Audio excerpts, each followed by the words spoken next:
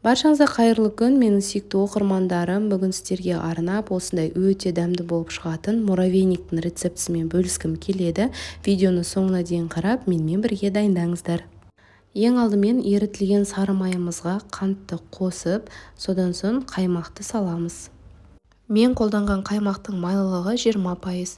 Енді осы барлық ингредиенттерімізді жақсылап қасықпенен араластырамыз.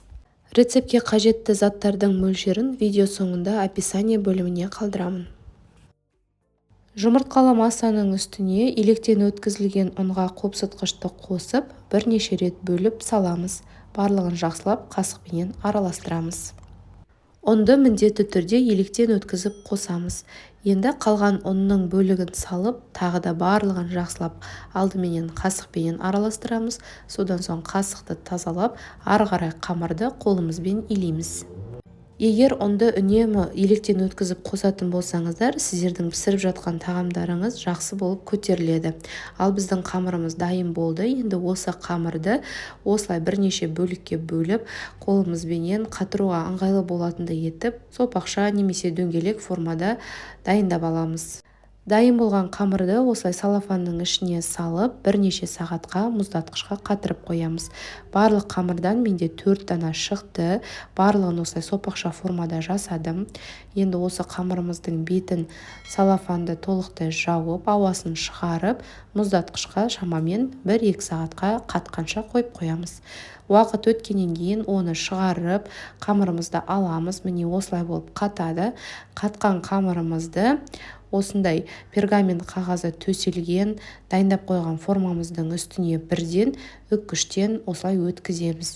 Егер үккіштен өткізген сіздерге ыңғайсыз болса, онда ет тартқыштан да өткізсеңіздер болады. Қамырдың барлығын осылай өткізіп аламыз.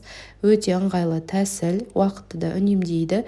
Содан соң осы қамырымызды видеода көрсетілгендей етіп пергамент қағазына жайғастырамыз.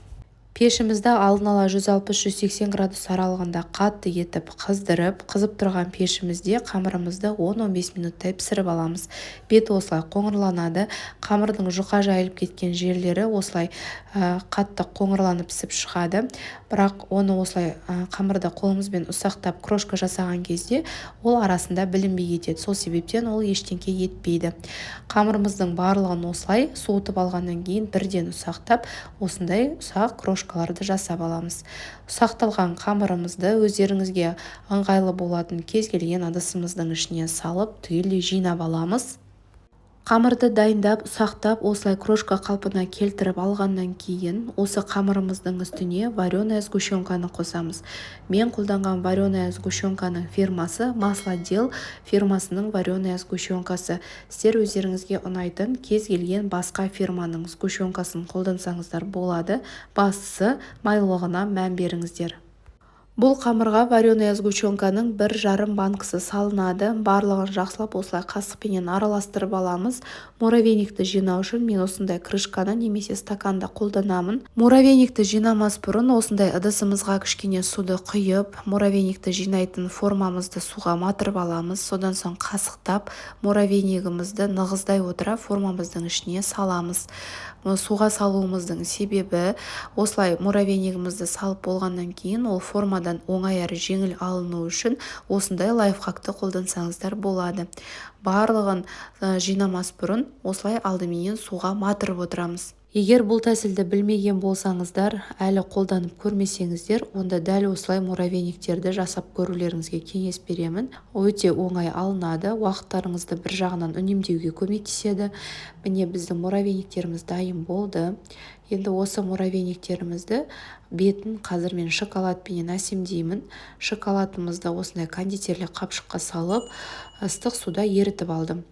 Қалауларыңызша кез келген басқа да затпен әсемдесеңіздер болады. Муравейниктерді жасап жатқан уақытта қалауларыңызша мейіз жаңғақтардан да қосып жасасаңыздар өте дәмді болып шығады. Міндетті түрде дайындап көріңіздер. Сіздерге ұнайды деген ойдамын. Астарыңыз дәмді болсын.